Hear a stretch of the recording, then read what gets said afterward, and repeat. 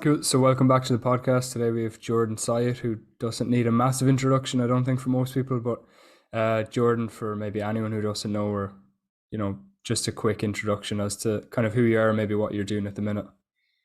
Yeah, I'm a short, bald, nerdy Jewish guy who likes to lift weights and help people develop a better relationship with food and teach them how to get healthier without fitness taking over their entire life, sort of how to make it fit into their current life. So I have Mhm. a brand new daughter. She's 7 weeks old, and that's pretty much it. I'm sure she's taken up a lot of time now in that.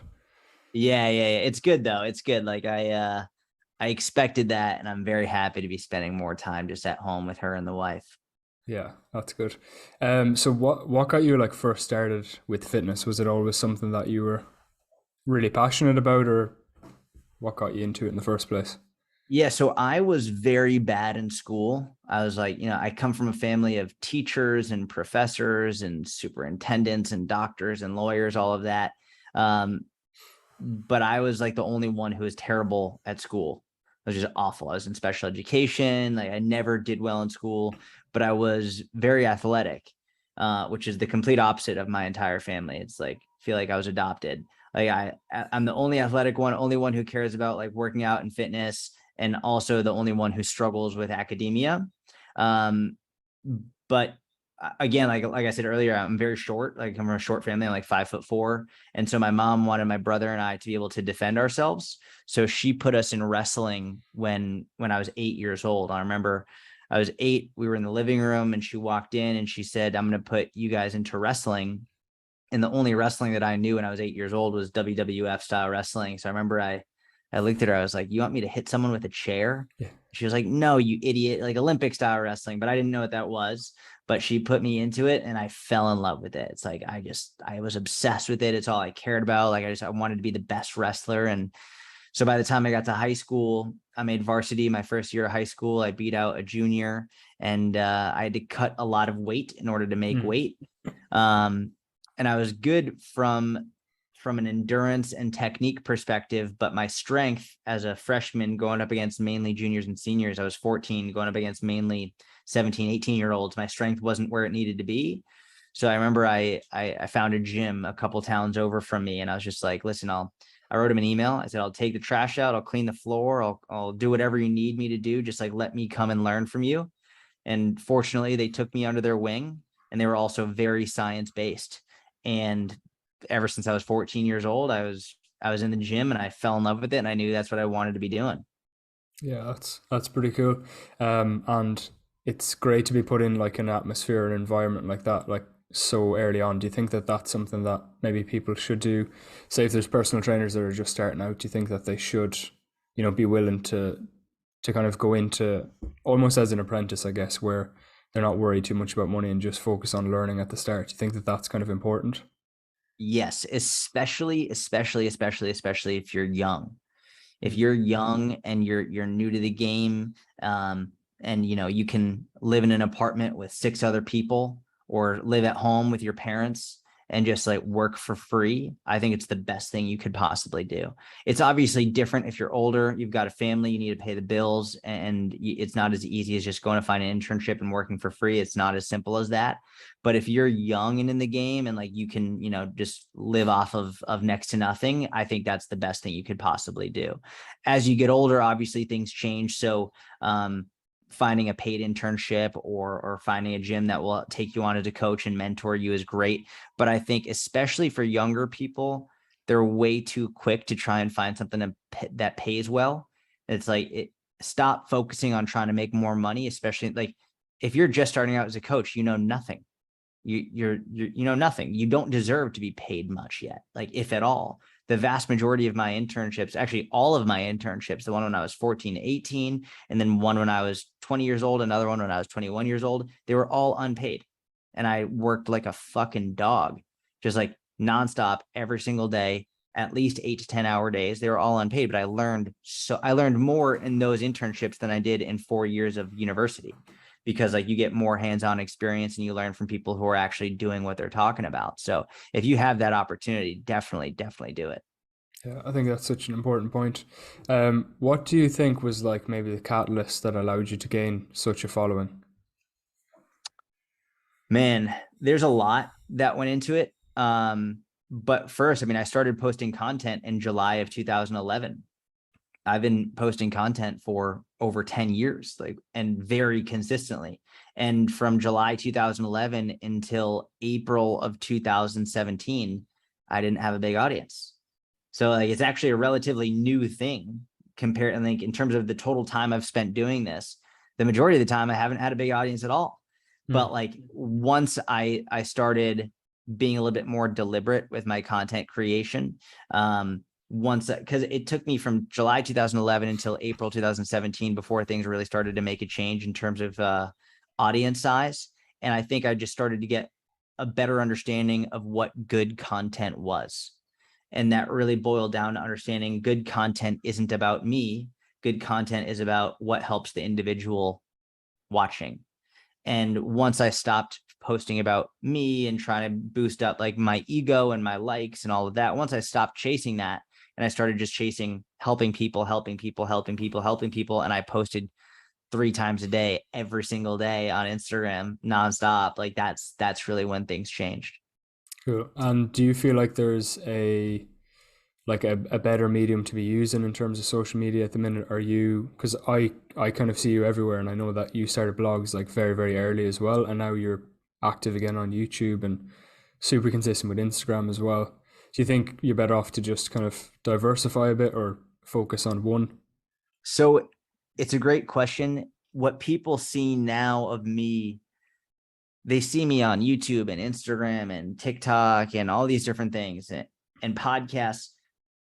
But I didn't start off with that. I started with one thing, and I just did my website articles for several years. And then I did my email list for several years. And then I did Instagram for several years. And then I did podcasts for several years and YouTube for several years. Mm. So over the course of 11 years, I am now on many, many, many platforms. But it started with just doing one, getting really good at it, building an audience on it, and then moving to the next one and then maintaining. And so I think the best thing you can do is pick one and just go super hard on that one. Be Mm. the best you can possibly on that one and do that for like 3 or 4 years straight, just that one platform. Then once you understand it, it's more on autopilot. You build up an audience, move to another platform and bring the audience with you, the audience that you already amassed from that one, bring them to the other one, and then start there and build up and build up and build up and repeat that cycle over years. Mm. And do you think that now, because you put in so much time with making content years ago, that you have to make as much now? Like, is it a thing that you can work your ass off at, and then, let's say with blogs specifically, if they do really well, they kind of keep performing quite well? Yeah. I mean, you have some website articles that SEO really well. People are find them on the first page of Google. They just work for you for the rest of your Mm. life. So it is one of those things where the more effort you put in up front, the more it will continue to work for you always.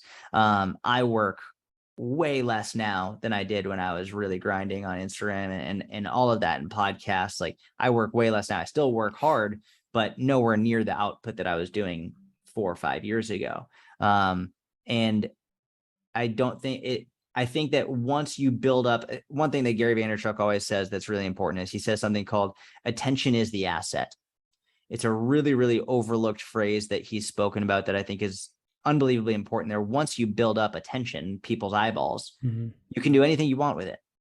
You could, if you're in fitness, you could talk about fitness. If you want to transition from fitness to politics, you could talk about politics. Like you could do anything. It's just the hardest part is getting the attention. Once you have the attention, then you can do anything you want with it. So I think the biggest thing is just creating great content on a consistent basis to build up the attentions. Then once you have it, you can do whatever you want with it. Yeah, I was actually literally given that advice yesterday by someone in a social media course, was saying that my content is great, but I need to find a way to hold attention because that's what's going to be the game changer. So That's that's exactly interesting. right. And my next question was, what was it like training Gary Vee? So It was intense. It was crazy. It yeah. was 3 years, 7 days a week for 3 years straight. No breaks, no vacations, no weekends off, Mhm. every single day for 3 years straight, coaching him from June 1st, 2016 to June 1st, 2019. wherever he was, I was. So if he was in Hong Kong, I was in Hong Kong. If he was in Amsterdam, I was in Amsterdam. If he was in LA, I was in LA. If he was in New York, I was in New York. So it was intense. I learned a lot. I was exhausted by the end of Mm. it. I was burned out. He asked if I wanted to continue, and I was like, bro, I love you, but I'm gonna kill myself if I keep doing this. So Yeah. uh by the end, like, I learned a lot. Gary's like a father to me in many, many ways. And I learned so much from him, and I appreciate it.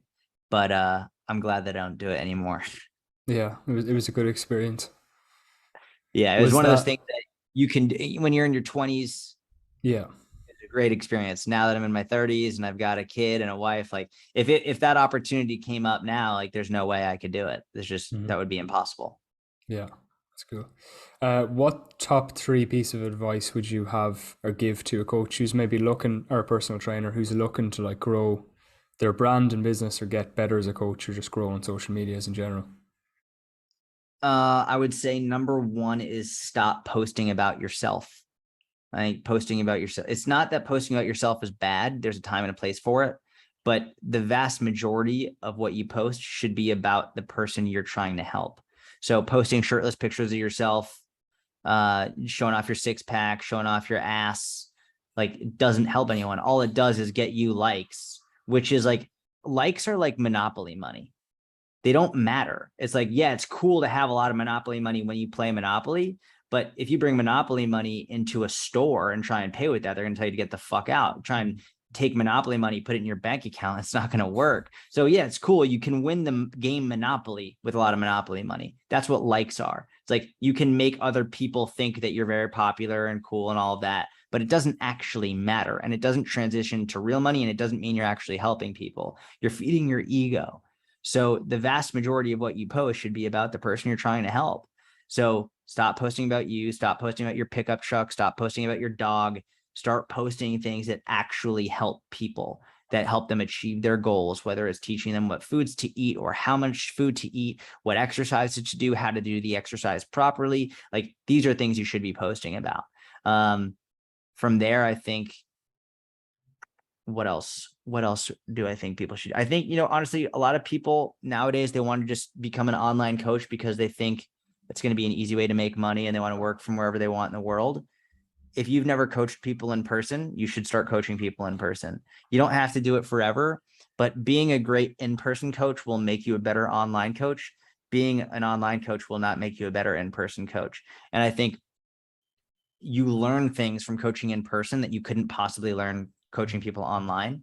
And it's going to give you more insight into what people are struggling with, what they need help with, what mistakes they're making. So even if you do it for free, if you have like some gym equipment in your garage, have people in your neighborhood come over and coach them in person for free, or put some in the back of your car, drive to their house and coach them a couple times a week. It doesn't have to be a full-time job, but you should consistently be coaching people in person because it's going to help you make better content and help more people. Yeah. And is that something you've kept along the way? Because I know you switched over to like the inner circle, and I want to ask a bit about that. But have you still trained people in person consistently in some form, and do you think that that's kind of important as well? Yeah, it's slowed down over the years. I don't do it as consistently at this point just because my schedule is so slammed. But before I started doing online coaching, I was coaching in person for 10 years. Um, and I still do occasionally coach people in person. It's not something that I do every single week. Mm. But I do coach people in person and I enjoy it. It's fun. I'm at a point now in my career where I'm lucky I can sort of pick and choose who I want to coach and who I don't. So, I mean, when I was younger, I would take anybody. I would work with Yeah. anybody, even the people who would drain me and who were obnoxious and rude. I would coach them because I had to. I had to pay the bills and I just had to coach people. And I looked at it like a challenge. I was like, this person's really, really difficult. I'm going to try and win them over and sort of win this interaction. But now I'm like, if someone is just poison in my life and just that 1 hour with them feels like 10 hours, no, I'm not fucking working with you. Yeah. It's now at this point, I mostly just coach. I coach friends and family for free in person. I never charge in-person coaching right now. It's all just like, yeah, let's go. I'll coach you through a workout and we'll do this. Like, it's all for free just because I enjoy it. I'm Mm. not gonna do it with someone who drains me just so I can make a couple $100. Cool. So with the inner circle then, when and why did you, sorry, it's a bit of a lengthy question, but when and why did you transition from in-person personal training to online? And did you transition like straight into the inner circle kind of group-based coaching style or try other things before doing that? And then separately to that, do you think that a coach needs a big following before trying to do like online group coaching? Great question. So I was coaching people in person. And when I started my website in 2011, I was writing articles. I didn't know an online business was possible. I had no idea. I just started I made a website and started writing articles because coaches that I admired did that. And I was like, I want to do what they're doing. I see them helping hundreds of thousands of people. I want to do the same. So I started a website and started writing articles. And for the first like year and a half, I got like 20 views a day, 18 of which were my mom, and the other couple were me. Like, so the vast majority of it, like I wasn't really doing anything, but I was still making articles and trying to help people. Eventually, slowly and surely, people started to find my articles and pay attention to them very slowly. It wasn't a lot, but I remember a lot of them would reach out and say, hey, could you write my program? Could you do this? And I would just do it for free because, again, I didn't know an online business was possible. And I was like, yeah, I'm glad to coach you. Then I remember one day a woman from Brazil emailed me and she said, hey, I love your website. How much do you charge for online coaching? And just the way she phrased it changed my life forever. I was like, I didn't even know I could be charging for this. So I said, I was like, $300. I just made it up. $300. No time frame. I just said $300. That was it. That's how much you needed to pay the bills. That was it. I was like, yeah, $300. And I was like, there's no way she's going to accept. There's no way she's going to pay $300 for online coaching. And she replied, she was like, cool, how do I pay you? And I was like, holy shit, this isn't, I'm like 22 years old in my college dorm freaking out. And so I Google search how to make online payments. And I find this thing called paypal.com. So I make an account, get all set up. I send her over the link for $300. And in my mind, I'm like, there's no way this random woman who I've never spoken to before, who just found my website, is going to pay me $300. And then I get a notification that I got $300 in my PayPal account, and I lost my fucking mind. I was like, that is absolutely insane. So I spent the next 48 hours trying to design the most perfect program. Like, I didn't sleep. I was like, I need to make this the absolute best program in the world. And I coached her for a while and it was great. But then I started, charging for online coaching, and it was all one-on-one. So I started doing one-on-one coaching online. And then that was in 2012, because I started my website in 2011. I didn't get that client until 2012. And then but I graduated college, moved back to Boston, and I was doing both in-person coaching. I was working at a gym and online.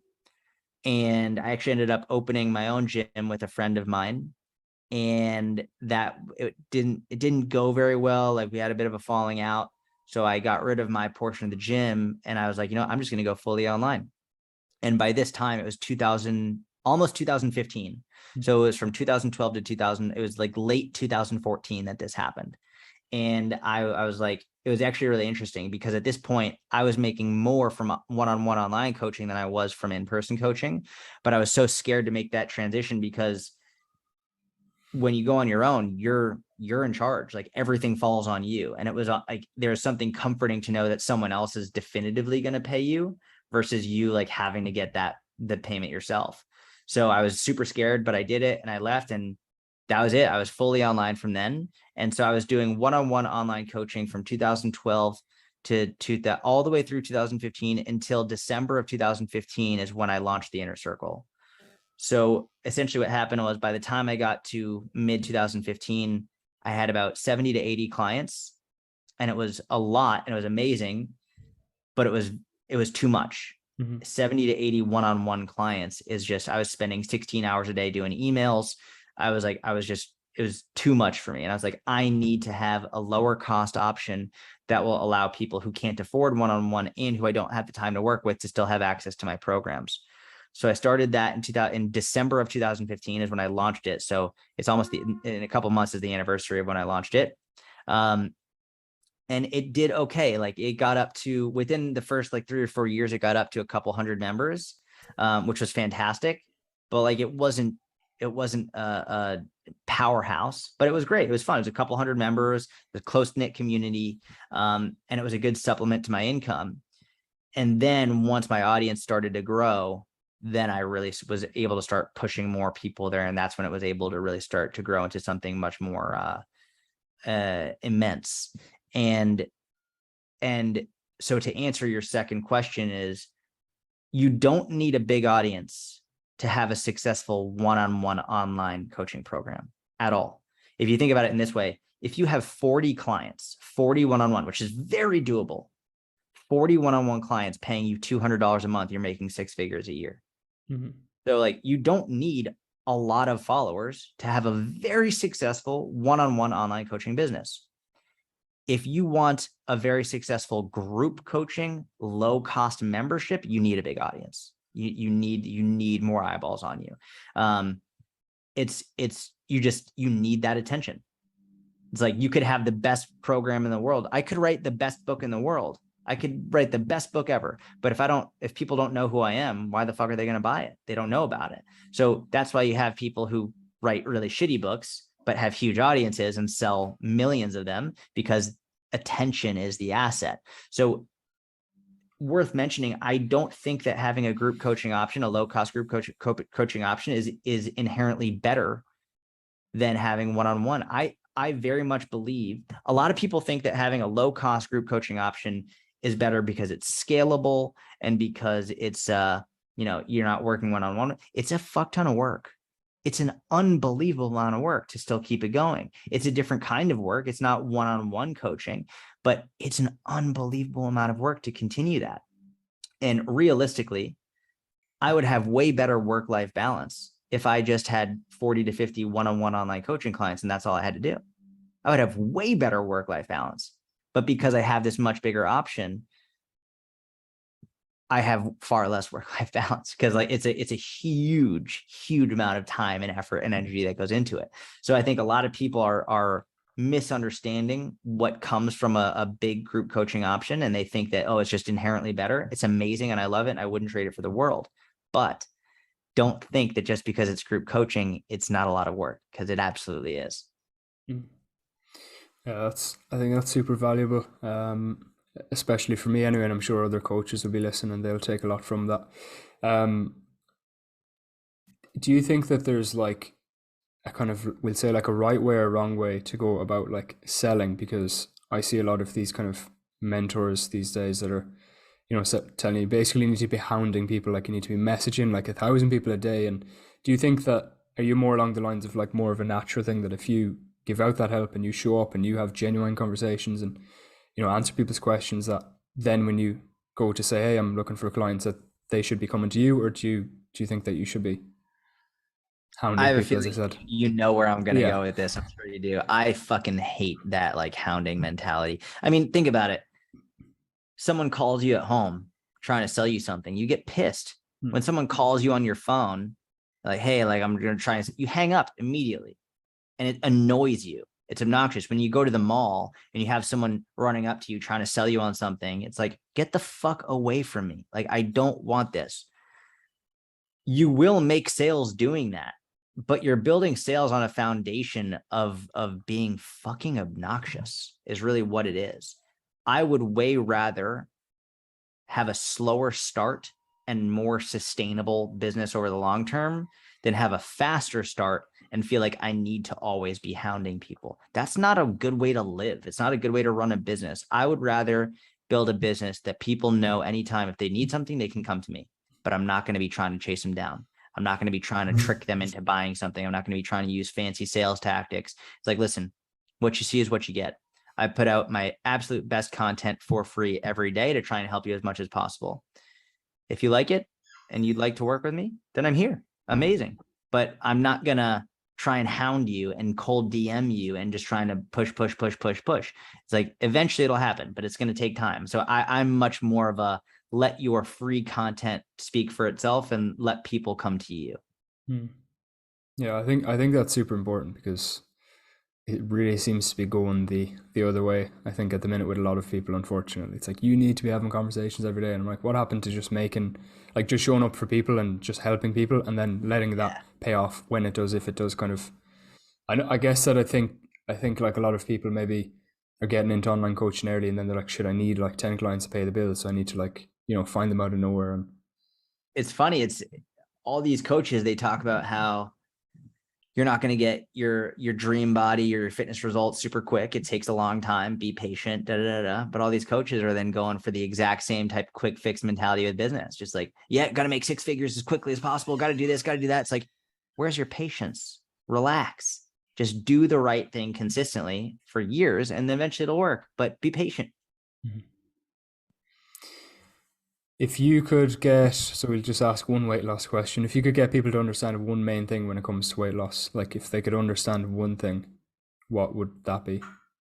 Oh man, there's so many things that I'd want them to understand. I would say if there's only one thing where my mind goes to right now, and you could ask me 10 times and I might give 10 different answers every single time. Mm-hmm. But as of right now, my thought is most people quit when it's working. They just don't think it's working. So anytime I do a mini cut or a cut publicly and I show people that I'm losing weight and I'm showing my weight fluctuations, people freak out when my weight fluctuates up or it doesn't go down all of a sudden. And they're like, I would have quit. I would have quit if I saw my weight fluctuate up. Like, well, that's stupid. Why would you quit?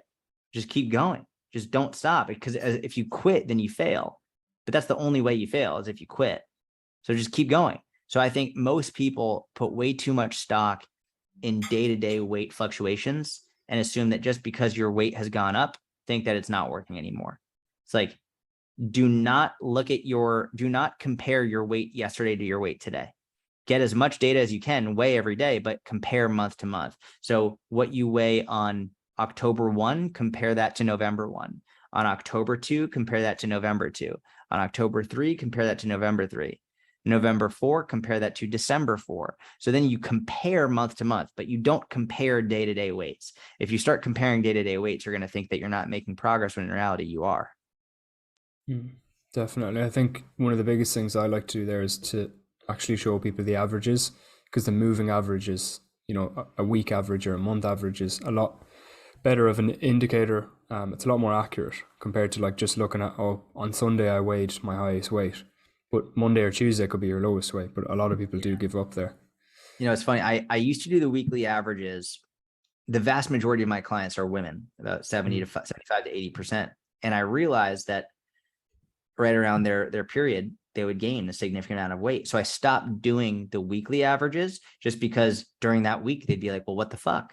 Like, I'm way up this week. I'm like, well, yeah, it's because you're on your period. Like, that makes sense.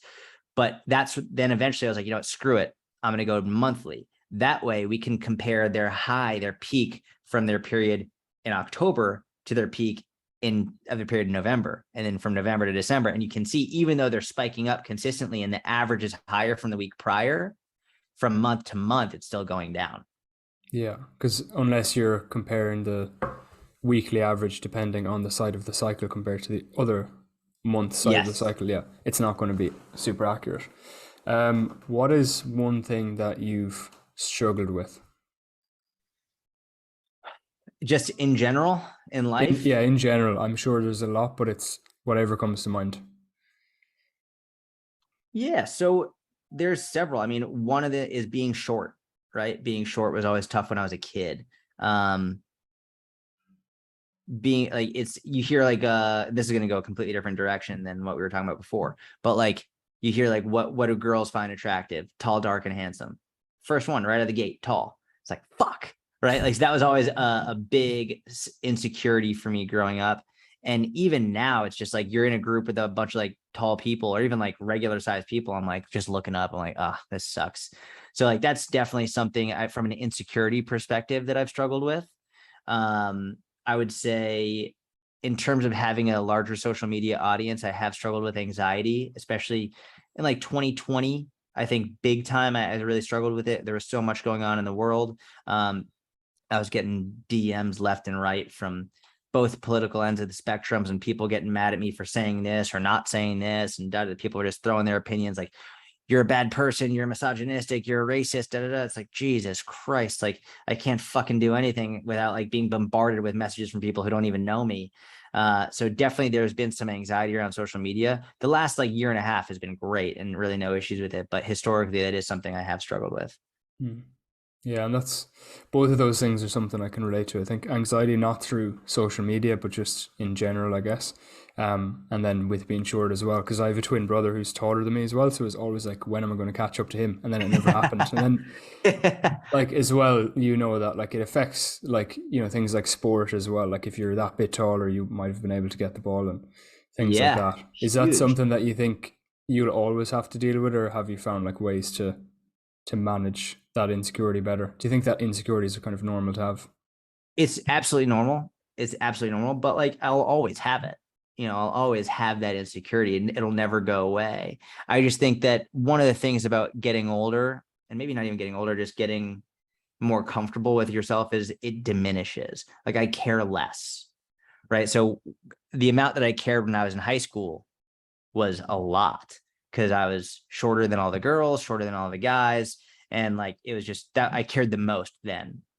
And as I've gotten older, it's diminished and diminished. And as I've cared more about who I am and what I have to offer as opposed to my height, then it diminishes. But it's still always there because people will still make jokes about it, or it's such a huge part of society and culture. Is like, it's actually funny. I've spoken with a lot of women who are super tall, a lot of women who are like 6 feet plus, and they have the exact same insecurity, but in reverse, right? Where it's like, because generally for women, it's like, men will talk about how it's more attractive to have a smaller woman, and women will talk about how it's more attractive to have a bigger guy. So often women who are much taller have this exact same insecurity. So it's very funny. Like I'll be talking with a girl like twice my size and we'll be having the exact same insecurities about it. So it is very interesting. And I think it's very normal. It's very common.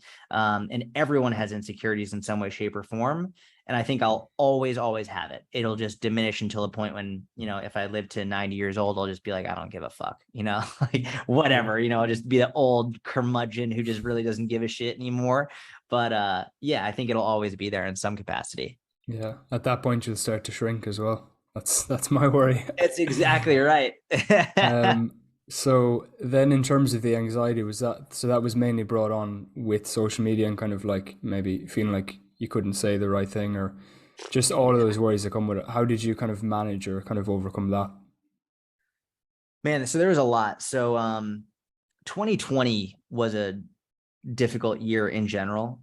Never mind, there were so many social and political issues going on. And one of the things about having a bigger audience is people will just DM you whatever they think about you, whatever they think you should be doing, or like whatever it is, like just random people. So I would be waking up to thousands and thousands of messages. One message would say, I'm so glad you posted that. The next message would say, you're a racist for posting that. The next message would say, like, why didn't you talk about this? The next message would say, I'm so glad you didn't talk about this. Like, it's insane. The most polarizing, crazy shit. So I think there were a couple of things I did to help. Number one is I started going to therapy. I had like a therapist that I would meet with on Zoom once a week. I have not continued that in the last couple of years since we moved out of New York to Texas. I haven't done it. I've been in a great headspace. I haven't needed to, but in that time frame, it was critical for me. It was super important because he gave me so many strategies to help me deal with it. He was a great soundboard for me, someone to just talk to and sort of, because I'm the kind of person where I don't want to put that onto people, my friends, my family. Like I don't want to burden my wife with that stuff. I don't want to burden my friends with that stuff. So to have someone who like, hey, that's your job, like to like sort of bear the load for me, it was great. It helped a lot. And it was very cathartic to help get that out. One of the biggest things that he helped me with was voicing that. So Mm. one of the things I would do is like, I would get these messages and I would just hold it all in and I would see the messages, but no one else would. So no one else would really understand what I was going through. So then I would start posting the messages publicly. I'd be like, look what this person said.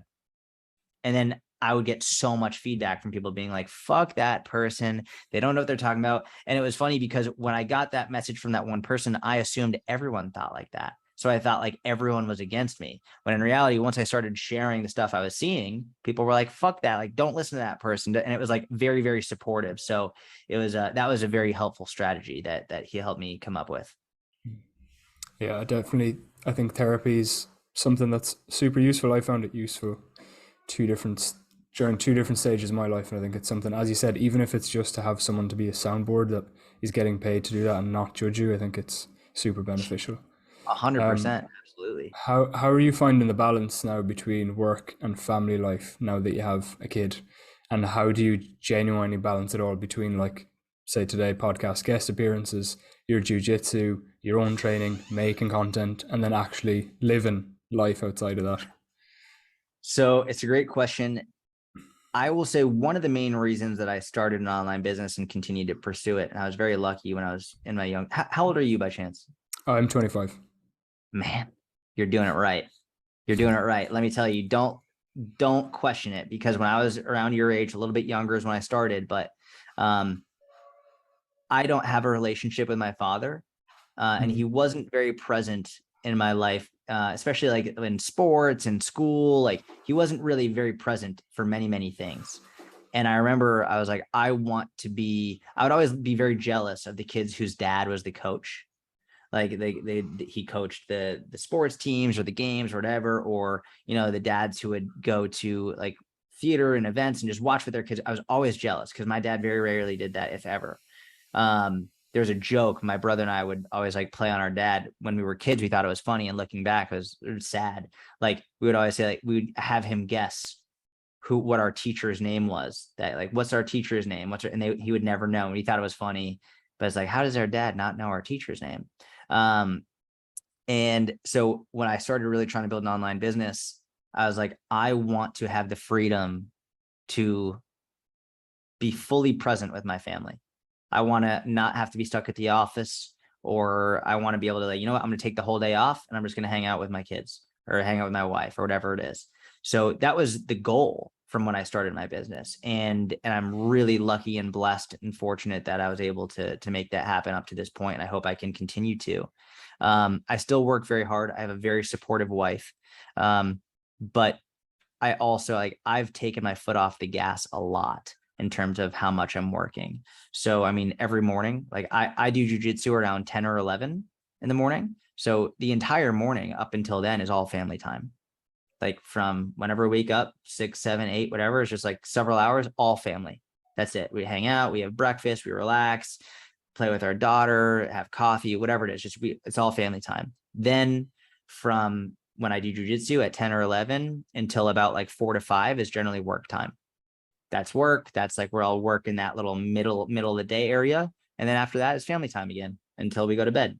And then I'll save my workout until after everyone goes to bed, which right now we're actually struggling with, because the reason I started doing it now is because, we have a daughter and I wanted to take the late night feeding so that my wife could get some sleep. But she wants me to start working out earlier because she actually will sleep better if I'm in the room with her versus if I'm not. So now, like that's like the struggle now. It's like, okay, well, I was staying up late and working out late so I could take that feeding, but if you don't need me to, then I'll work out earlier. But then that's going to cut into family time. So there's always something that we're trying to work around, but that's what I'm doing right now. It's like, that's how I structure it. But Mm. if I had gotten married earlier or had a kid earlier, it would have been so different, because I was working nonstop. I was staying up several nights a week. I was pulling all-nighters and working 20-hour days, like legit 20-hour work days. It was insane. Now it's much more relaxed and I have dedicated times to work. Mm. But yeah, that's how I do it at this point. And what do you think kind of kept you going during that time, especially when maybe you weren't making as much as you are, or not even that, but you weren't maybe reaching as big an audience? For me, it was always just I I fed off of people telling me that my content was helpful. That has always been the most, like, that's been my form of payment. Like even before I started charging people, if I got one person saying, "Hey, that was Mm. helpful," I was like, my entire week was made. Just that hey, this was really helpful. Like my hair stand up on my arms, like it's the best when someone's like, hey, that really helped me. So for me, it was focusing. If I very much believe this. If I knew that an online business was possible from the beginning and my goal had been to make money, I would have failed. I would have quit because I would have been so focused on making money that I wouldn't have given myself enough time to actually make money. Mhm. But because my goal was just to help people, one like, one message, one comment, that was my payment for that week. It's all I needed. It's like, that's all I need to keep going. And eventually from that, then I started to make money from it. But I think just focusing purely on the impact you're having on each individual, that's never lost on me. Even now with the bigger audience, like for someone to go out of their way to either message me or to leave a comment or whatever, to say like, hey, this really helped. Like that's a Huge. lot. It's Yeah. for one person to do that. And so no matter how many views I get, no matter how many likes, how many comments, I never overlook the importance and impact of each individual person leaving that comment. So if all you get is one, it's one person's life you just changed. And it's a Mhm. ripple effect from there. You improve that person's mood that day. Maybe they give to charity, they smile at someone else, they help someone else. It's a huge ripple effect. You can never underestimate how much your impact is on just one person. So that for me, I think is what helped a lot. Yeah, definitely. I know like a week or two ago I got just a comment. I put up a video about these are 500 things that you should be doing for your health and happiness, and this guy replied the next day and he commented on my video and he goes, because of your advice yesterday, I brought my family and my kids out to like a trail walk and they loved it so much they were going to do it once a year. And I was like, That's holy shit, like I'm awesome. actually impacting this random guy from New Zealand that I don't know anyone from New Zealand. Yeah. So that And his was whole family. yeah, that was a You're great starting a feeling. whole Like, family tradition just from that's amazing. yeah. So I guess it just shows the power of social media as well when you focus on just helping people rather than, I don't need to ever make a send off that guy. That's my job done. Where do you see, I'll wrap this up because I know we're getting close to time. Where do you see yourself and your business in the next like 5 to 10 years? Or is it something that you think about? Like, are you super clear with your goals and where things are going?